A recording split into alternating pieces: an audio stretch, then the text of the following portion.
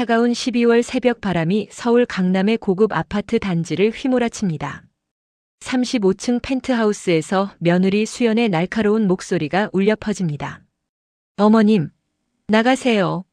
당장 나가라고요. 시어머니 오정숙 65세. 30년간 이 집의 절대권력자였던 그녀가 지금 맨발로 현관문 앞에 서 있습니다. 정숙이 믿을 수 없다는 표정으로 며느리를 쳐다봅니다.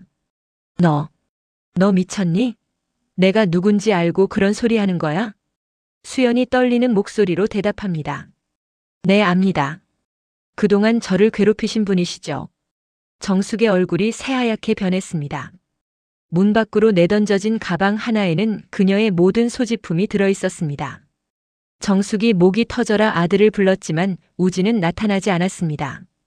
새벽 3시 영하 5도의 추위 속에서 맨발로 서 있는 시어머니의 모습은 처절했습니다. 수연의 눈에서 눈물이 하나 둘 떨어집니다.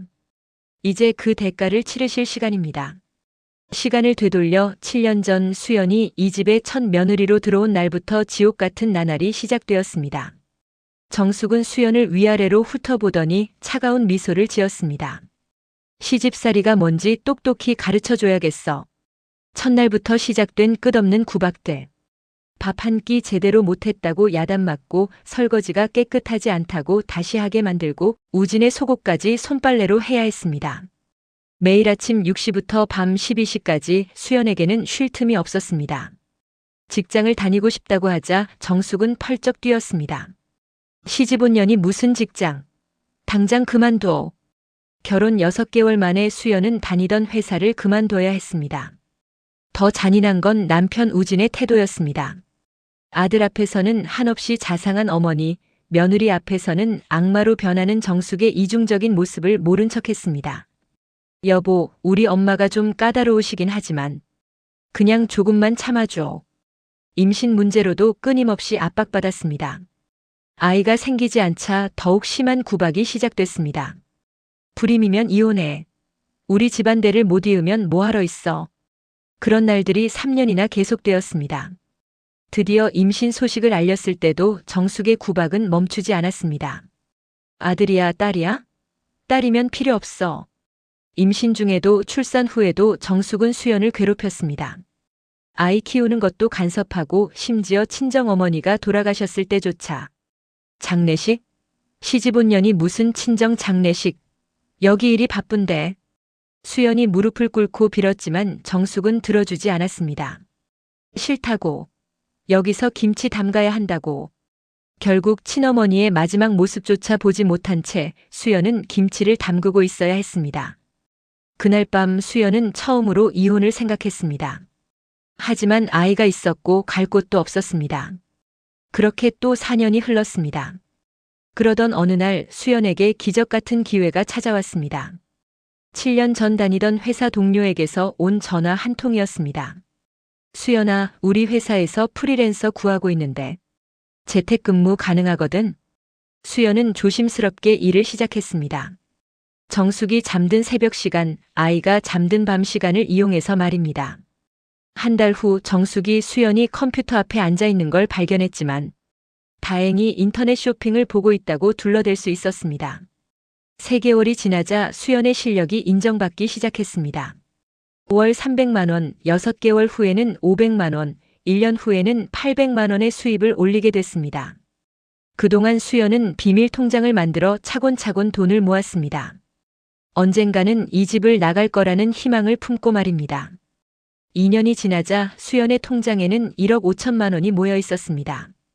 그런데 문제는 정숙이 수연의 변화를 눈치채기 시작한 것입니다. 야, 너 요새 뭔가 달라졌어. 예전만큼 고분고분하지 않고.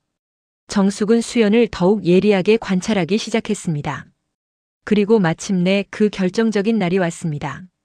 수연이 화장실에 간 사이 정숙이 수연의 노트북을 열어본 것입니다. 화면에는 수연의 프로젝트 파일들과 함께 통장 잔고가 떠 있었습니다. 1억 5천만 원? 2년이 이런 돈을 숨겨놓고 있었다고. 정숙의 얼굴이 분노로 일그러졌습니다. 그날 밤 정숙은 아들 우진에게 모든 것을 털어놨습니다.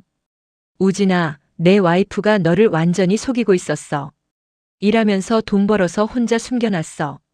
1억이 넘게. 우진의 얼굴이 굳어졌습니다.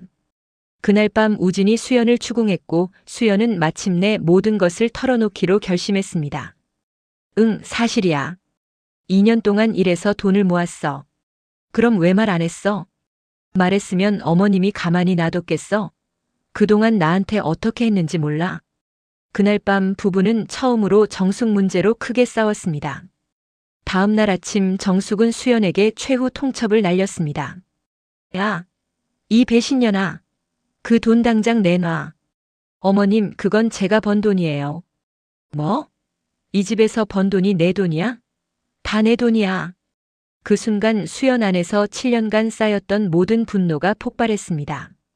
네. 이제 대들 거예요. 정숙이 깜짝 놀라 뒤로 물러섰습니다.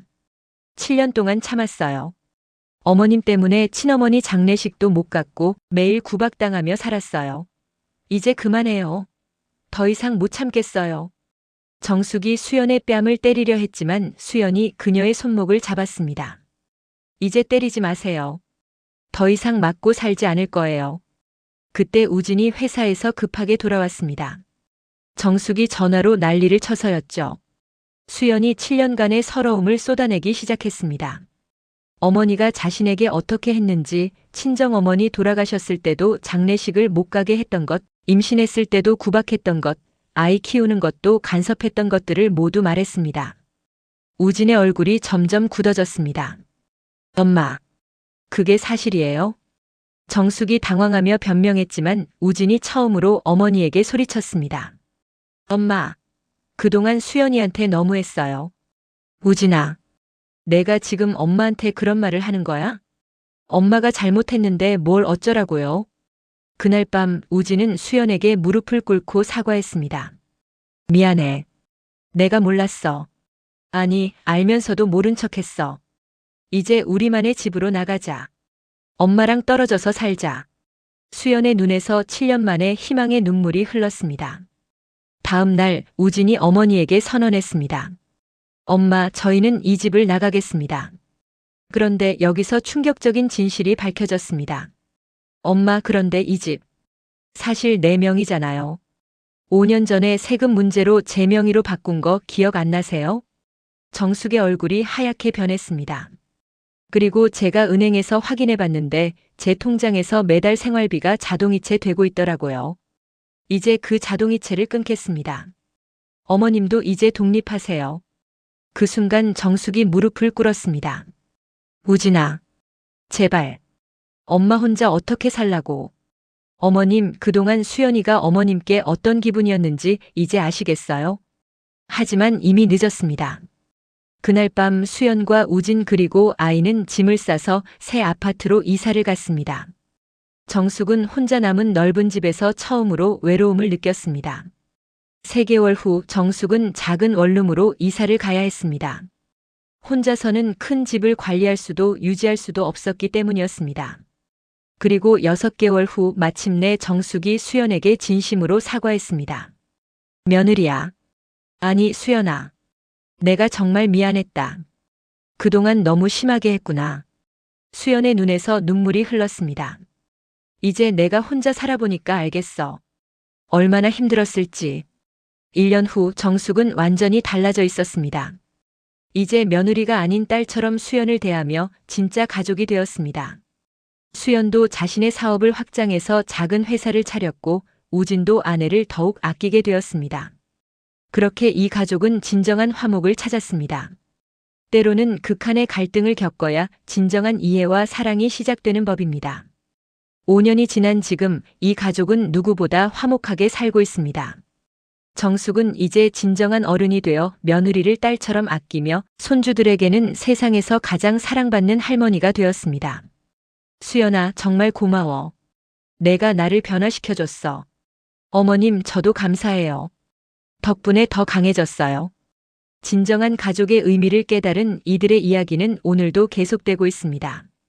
제가 잘한 건가요? 7년 동안 참고 살았는데 어머님을 맨발로 내쫓은 게 너무 심했나요? 여러분이라면 어떻게 하셨을까요? 오늘 영상이 마음에 닿았다면 좋아요와 구독, 알림 설정 부탁드립니다.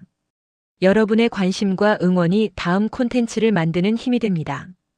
댓글로 생각을 들려주시면 함께 이야기 이어가겠습니다. 감사합니다.